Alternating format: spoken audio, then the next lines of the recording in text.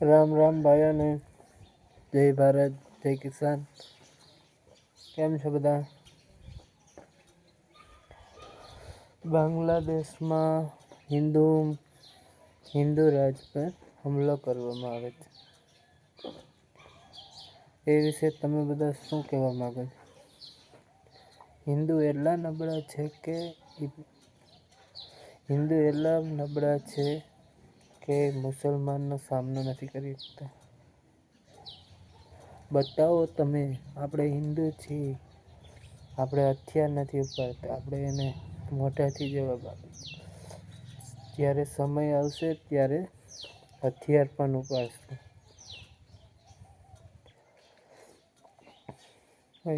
હિન્દુ રાષ્ટ્ર બનાવવું છે.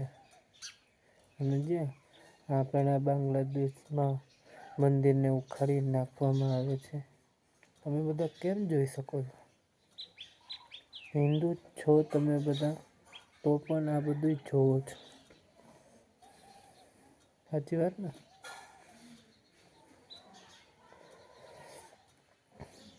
આ બાંગ્લાદેશના સરકારને હિન્દુ ઉપર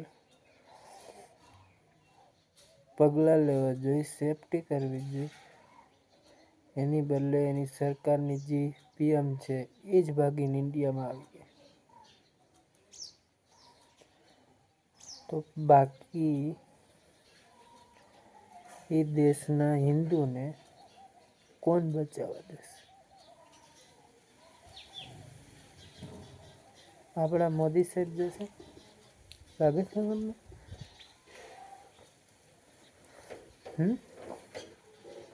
હિન્દુને બચાવવા માટે હિન્દુને જ જવું જોશે.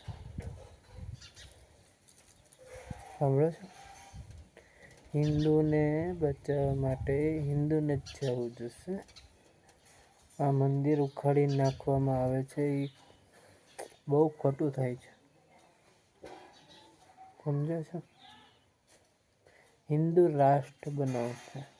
હિન્દુ રાષ્ટ્ર બતાવો કે ત્યાંના જે છે એને બતાવો કે આપણે હિન્દુ શું કરી શકે છે. સમજ્યા?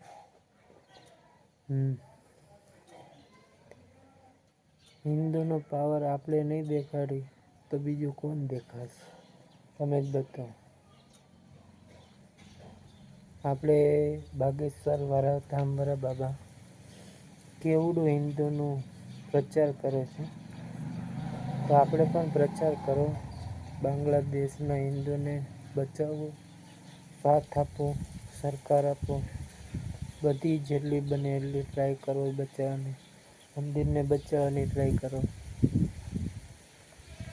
સમજો? હિન્દુ રાષ્ટ્ર બનાવવા માટે બધા હિન્દુને સાથે મળવું જોઈએ. यदि હિન્દુ એક થઈ ગયો,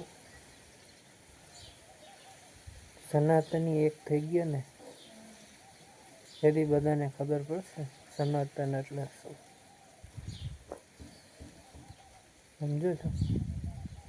સનાતનનો પાવર દેખાડવાનો છે આપણે બધાને. સમજી રહ્યા છો? આપણા પૂર્વજો, ગુરુ દેવતાઓએ આપણા હિન્દુઓ છે શું નથી કર્યું. અને આ બે કોડીના જે સમજો એના આપણને આવીને પરેશાન કરે. આપણા મૂર્તિ ભગવાનના દેવતાના મૂર્તિઓને ઉખાડીને નાખી દે. યોગ્ય નથી. સમજો તમે બધા? આપણે રામ મંદિર બનાવ્યું. કેને બનાવ્યું?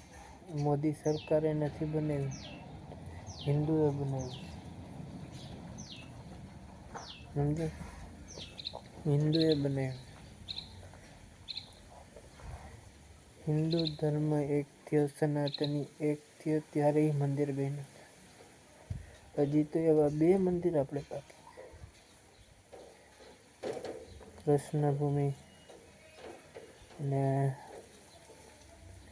બાકી તો તમે જ છો તમે બધા. હિન્દુ અને સનાતની બે એક જ શબ્દ છે. બેયને બચાવવું આપણું જરૂરી છે. બાંગ્લાદેશમાં જે થાય છે ખોટું થાય છે.